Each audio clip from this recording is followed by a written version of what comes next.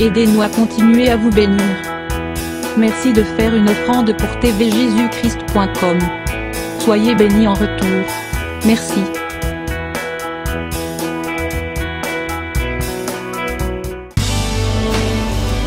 Vous êtes sur la chaîne Débutant sur tvjesuchrist.com.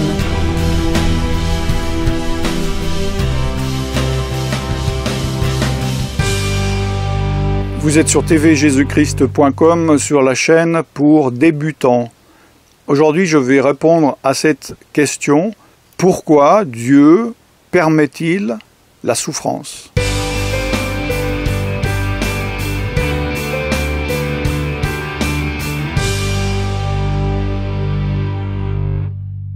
Bienvenue sur tvjesuchrist.com, vous êtes sur la chaîne pour débutants.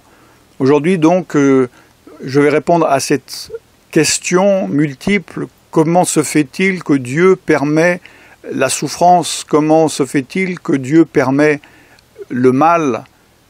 Donc par extension, la maladie, la mort. Dieu est un Dieu bon.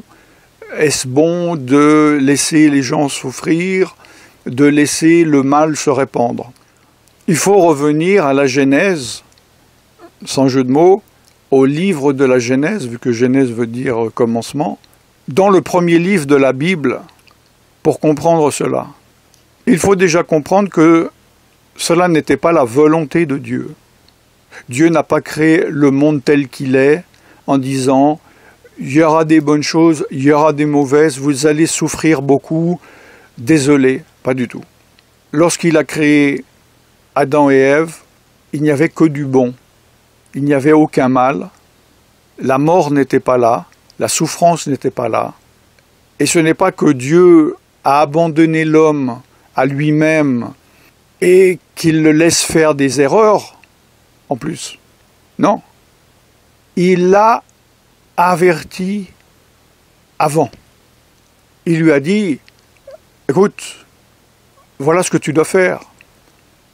Tu veux rester dans ce, entre guillemets, paradis? Tu veux vivre heureux? Tu veux vivre éternellement? Tu ne veux pas le mal, tu ne veux pas la souffrance, tu ne veux pas la mort? Obéis à ma loi, obéis à mon commandement, obéis-moi. Le commandement était simple, hein.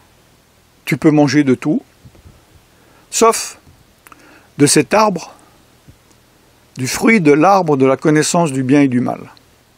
Il ne l'a même pas laissé simplement comme ça en se disant « Tiens, c'est bizarre, pourquoi je ne peux pas manger ?» Non, en plus Dieu lui a expliqué. Dieu lui a dit « Parce que si tu en manges, tu vas mourir, tu vas souffrir.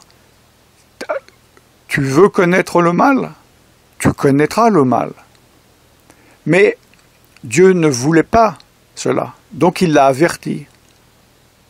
Alors vous pourriez aller plus loin en disant « Oui, mais quand même, pourquoi est-ce qu'il l'a mis devant la tentation? Il aurait très bien pu ne pas lui montrer cet arbre. » Mais Dieu n'a pas voulu infantiliser l'homme, il a voulu le mettre devant sa responsabilité de connaître le bien et le mal. C'était sa volonté première. Nous voyons dans un livre de la Bible, dans Deutéronome, où il a dit « Je mets le bien et le mal devant toi, la bénédiction et la malédiction, la vie et la mort, choisis la vie et vis. » Et c'est exactement cela qu'il a dit à Adam. Il l'a mis devant ses responsabilités. Malheureusement, on va dire oui évidemment, au travers d'Ève, il a désobéi à Dieu. Il aurait pu refuser d'obéir à Ève et dire non, je ne vais pas rentrer dans ton péché. Je veux obéir à Dieu, je ne veux pas mourir, je ne veux pas souffrir, je ne veux pas connaître le mal. Mais comme ils ont péché, la mort est entrée dans toute l'humanité au travers d'Adam et Ève, vu qu'ils étaient les géniteurs premiers de l'humanité, et donc la mort est rentrée dans l'ADN. La connaissance du mal est rentrée, la souffrance, la détérioration, le péché. Et c'est pour cela que nous nous trouvons et que nous nous sommes trouvés au cours des siècles. Et maintenant, en tout cas, à l'heure où je vous parle, c'est le 21e siècle, je ne sais pas dans quel siècle vous m'entendez, eh bien, nous connaissons la souffrance, nous la voyons ou nous la vivons. Et nous connaissons le mal. Nous voyons le mal ou nous commettons le mal. Nous connaissons la mort. Plusieurs de vos proches sont morts, un jour vous allez mourir. Alors maintenant que vous comprenez cela, je pense que ça a plus de sens quand vous pensez à la question « Comment se fait-il que Dieu permet le mal, la souffrance ?» Ce n'est pas qu'il le veuille, c'est qu'il a permis à l'homme de prendre une décision. Malheureusement, il a pris une mauvaise décision. La bonne nouvelle là-dedans, c'est qu'il ne faut pas se dire « Donc Dieu, il nous laisse comme ça, dans notre misère, et pour l'éternité, nous allons connaître la mort, la souffrance et le mal. » Non. La bonne nouvelle, c'est qu'il a envoyé son Fils Jésus-Christ sur la terre pour nous sauver, pour nous racheter, parce que justement, Dieu est bon. Dieu n'est pas indifférent. Et Dieu ne voulait qu'aucun ne périsse, mais que nous recevions la vie éternelle par son Fils, Jésus. Si vous êtes convertis, félicitations, rendez-vous au paradis.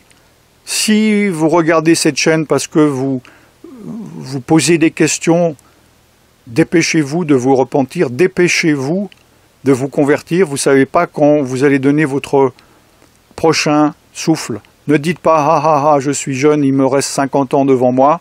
Ne me dites pas « Ah ah, je suis vieux, il me reste au moins 10 ans devant moi ». Vous n'êtes pas maître de votre souffle. Ne vous moquez pas de Dieu, ne vous moquez pas du temps que Dieu vous donne pour vous repentir, parce que, à force de faire cela,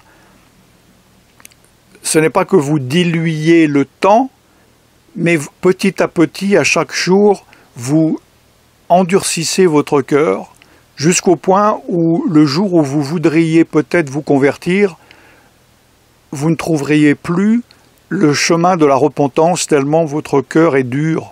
Donc ne jouez pas à ce jeu, c'est perdant-perdant pour vous. Repentez-vous maintenant, convertissez-vous maintenant et soyez sauvés maintenant.